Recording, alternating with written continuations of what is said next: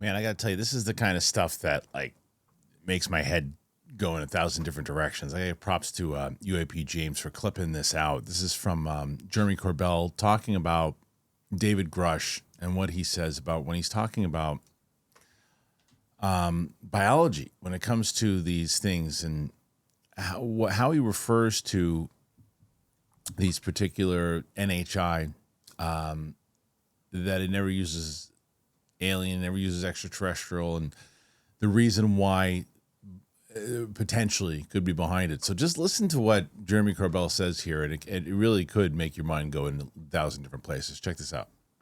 Somebody asked him, were there any beings on some of these craft? And he says, yeah, on some of the crafts we retrieved biologics. Do we have the bodies of the pilots who piloted this craft? Biologics came with some of these recoveries, yeah. He didn't say beings, bodies. He said biologics. And there's a reason he said that. Yeah, why? Well, I think you should ask Dave. He's smarter than me. But I He's think, not here. Yeah, it's true. Yeah. We can call Keep going. Biologics. Biologics. I think because we make the assumption that's why we changed it to non-human intelligence. We make assumption extraterrestrial, alien. Well, maybe they're from here. They're ultra-terrestrials. Maybe some of these things are just like printed flesh with AI. We'd call that a biologic. Oh, I see. Because we do that. Yeah. We print organs.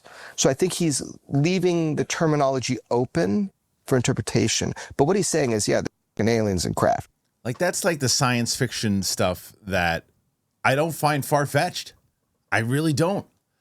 I don't find that stuff far-fetched. Like, when I had a conversation with somebody recently, and I've said it to you guys 1,000 times over, that I'm more likely to believe this kind of thing and interdimensional and bending of time and space and manipulation of biologics and the idea of supercomputers inside of things and far advanced technology than I do light year travel.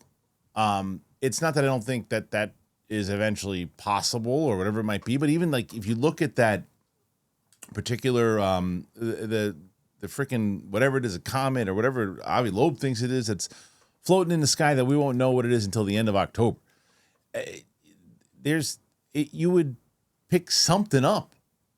Even if it's going as fast as faster than anything you'd seen, it'd take you too long to get here. Even if it's moving at its speed, you'd be like, oh, well, it's going to be here in January. It's going really fast. Yeah, but it's going to be here in January. This thing's going faster than anything I've ever seen before. It's been traveling. So yeah, it's going to be here in about 30 days, as opposed to things that are zipping around now. And the idea of this, again, time and space and quantum physics and all that and how that works. But then the idea that there's far advanced things that have a type of technology that, first of all, if there's a type of technology that can zip back and forth, and if you believe in portals and all those things, is it that far-fetched that they can transfer consciousness into other kind of bodies or whatever it might be, or these types of things? Yes, it's very science fiction-y. But there's a lot of things that are happening now, today, that 200 years ago would have seemed far-fetched, science fiction-y. Someone came up with it. Never can happen. The internet alone, far-fetched.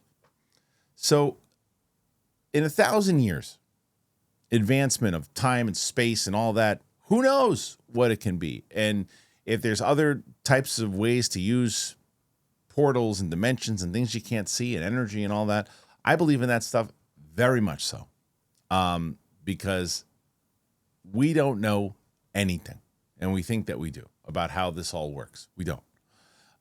And the fact that David Grusch particularly talks this way, and Jeremy Corbell points that out, that what these things could be, these printed potential bodies with AI.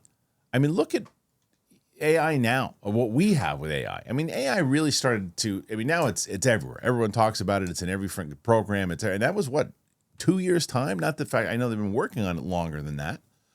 But in 2 years' time, look at the advancement of what AI has been already. What's all the fears that we have with AI and what it can do and eventually can do and what it can be used for, and positive and negative and all that, and the fear of it, and the hope for it. What if we're not the only ones who, in the same way we don't think that we're the only ones who invented craft that can fly? What if we're not the only ones who invented AI? Or what if we're not the ones who invented AI in the first place? And that was a gift. I don't know. I just feel like it's too easy to just think what you see in front of you is what it is.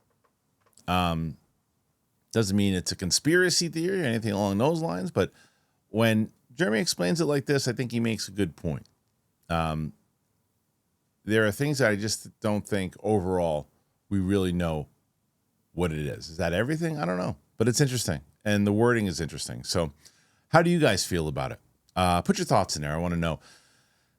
What do you make of the actual clip here in general? Thank you again to UAP James for clipping this particular thing out. And what does it mean overall? Are we going to hear more things like that? Are we going to hear more talk like that officially? Where has Grusch been, by the way? I know he was working with Burleson. I still don't know if he still is. You don't hear his name as much these days. I know he's going to be working on that movie with Kaczynski, who directed F1 and now doing this thing for Apple. And I don't know. But where's he been?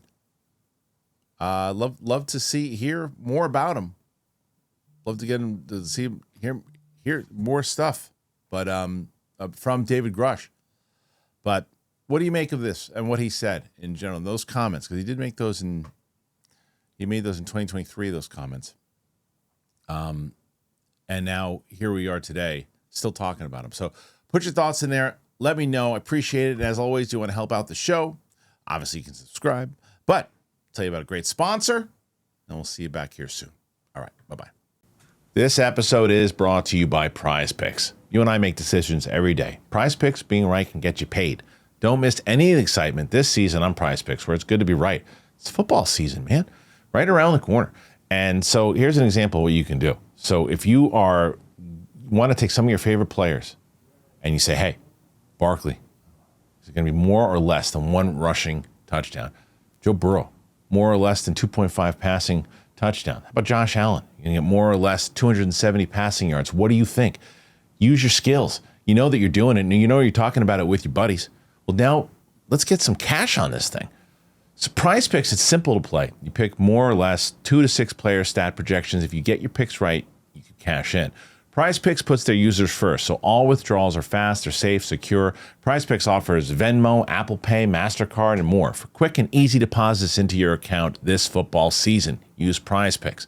It's the best place to win cash while watching sports. Join millions of users and sign up today. I've been using them for quite a bit, and I am beyond satisfied. You got to download that app today and use DTE to get $50 in lineups after you play your first $5 lineup.